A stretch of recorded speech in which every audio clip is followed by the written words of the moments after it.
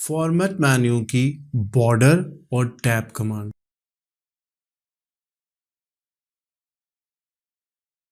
इन page में जब आप बुक को कंपोज करते हैं तो बुक के जो स्टार्टिंग पेजेस होते हैं कुछ इस तरह से बनाए जाते हैं।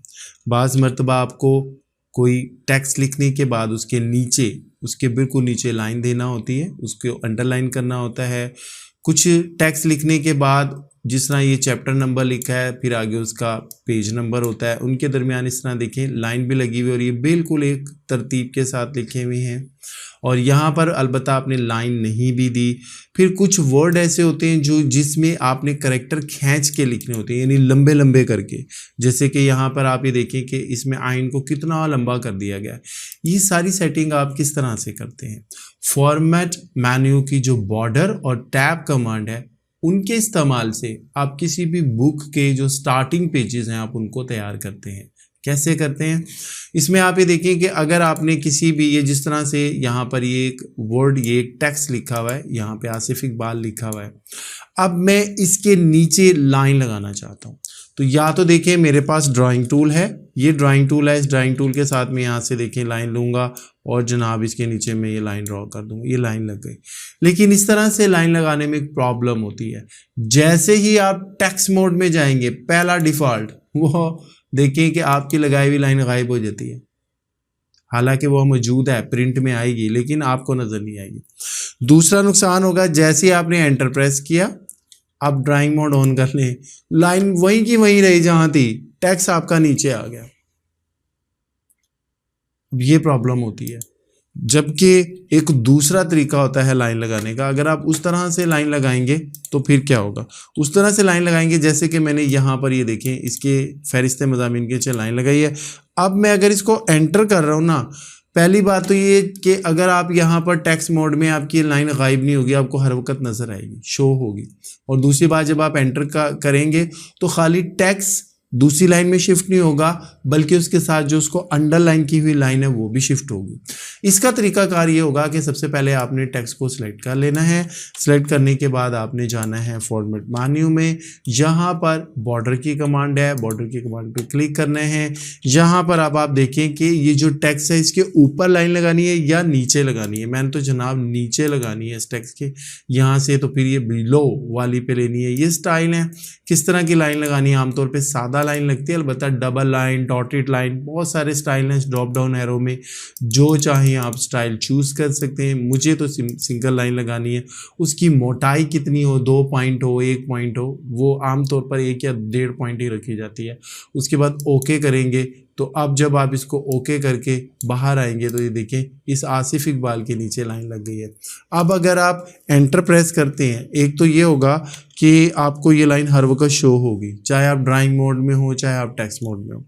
देखिए दूसरी बात ये कि जब आप एंटर प्रेस कर रहे हैं तो आसिफ इकबाल का जो टेक्स्ट है उसके साथ साथ जो लाइन लगी वो भी साथ इसके शिफ्ट हो रही है।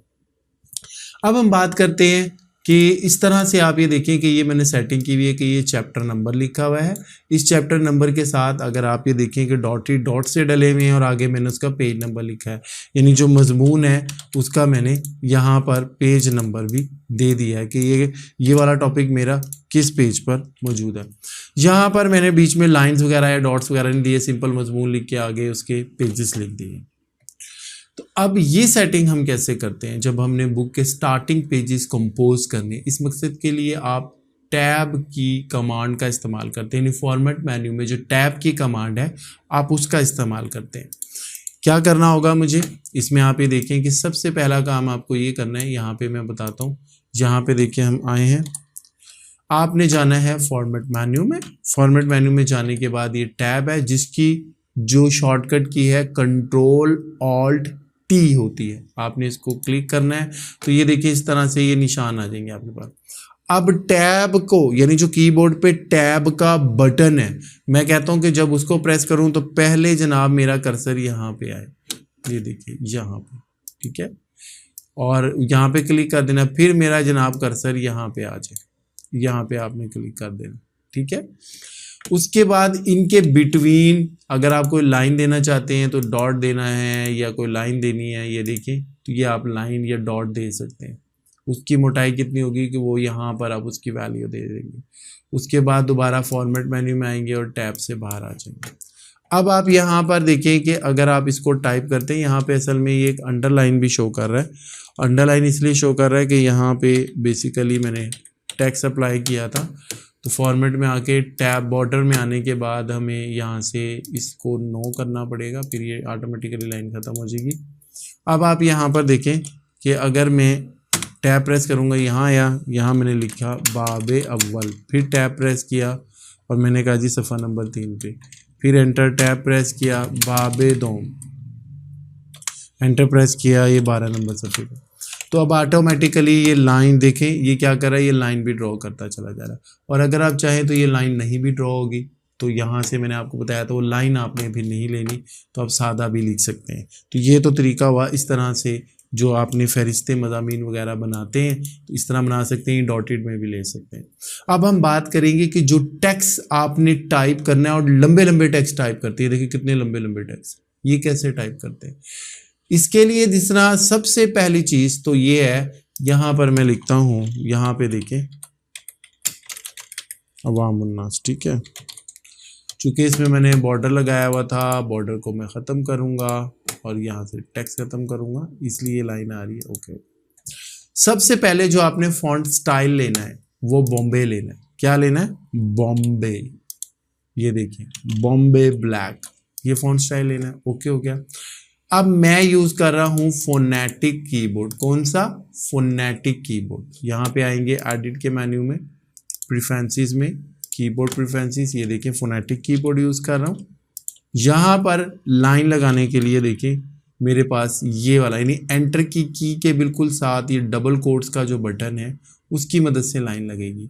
आप जो भी कीबोर्ड यूज़ करते हैं वहाँ पे आपने ये लाइन फाइंड करनी है कि किस बटन से आ रही है, ठीक है। मेरी चूँकि फोनेटिक कीबोर्ड है तो कीबोर्ड पे जो एंटर का बटन है उसके बिल्कुल साथ ये डबल कोट्स का निशान है, वहाँ पर आएगी। लिहाजा मैंने शिफ्ट दबाना है और उसको दबाऊंगा तो ये देखिए लंबा होता चला जाएगा।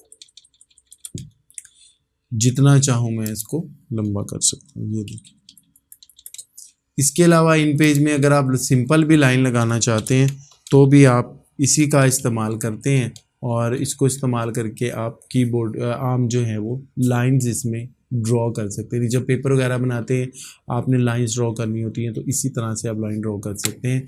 इस तरह आपने लेना है और उसके बाद आप उसकी लाइन को ड्रॉ कर सकते हैं। फॉर्मेट मेन्यू की जो कमांड अभी तक हमने सीखी, कैरेक्टर, पैराग्राफ, बॉर्डर और टैब, ये इंतहा इंपॉर्टेंट कमांड्स थी जिनकी मदद से जब आपने कंपोजिंग करनी है इन पेज में आप किस तरह से टेक्स्ट की फॉर्मेटिंग करेंगे, पैराग्राफ बनाएंगे, उन लाइनों के दरमियान गैप देंगे और जो आपका पैराग्राफ बनेगा बॉर्डर से राइट और लेफ़्ट किस तरह से स्पेस रखनी है, अगर कोई इंपॉर्टेंट पैराग्राफ है उसे किस तरह से बीच में सम अप करना है और बॉर्डर कमांड के ज़रिए किस तरह आपने कैरेक्टर आपका जो टेक्स्ट है उनके नीचे लाइन्स लगानी है।